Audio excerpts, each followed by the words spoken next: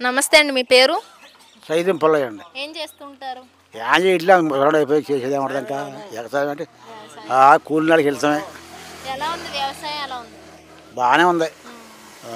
కూటమి ప్రభుత్వం పరిపాలన చూస్తున్నారు కదా, ఎలా ఉందంటారు? గతానికి ఇప్పుడు తేడాలు ఏంటి అసలు? తేడాలు బాగానే ఉన్నాయి. గతంలో ఎలా ఉంది? గత ప్రభుత్వంలో పరిపాలన ఎలా ఉందంటారు? ఈ ప్రభుత్వంలో ఎలా ఉందంటారు?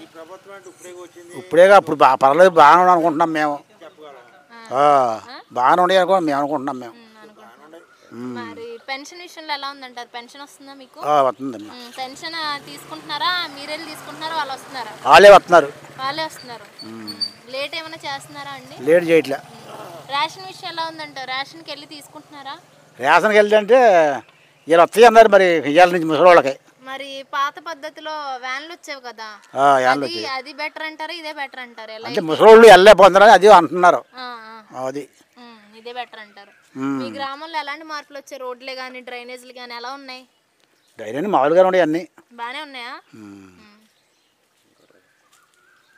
మళ్ళీ ఇదే ప్రభుత్వం రావాలనుకుంటున్నారా ఏంటి? అసలు ఎలా జరిగితే బాగుంటుంది అంటారు? ఇంకా అవునమ్మా, ఇప్పుడు సంవత్సరాలు అయింది, మార్పులు తెలియలేదు మీకు? ఇప్పుడు ఏమన్నా మార్పులు కొత్తగా పని తెలియదు కదా.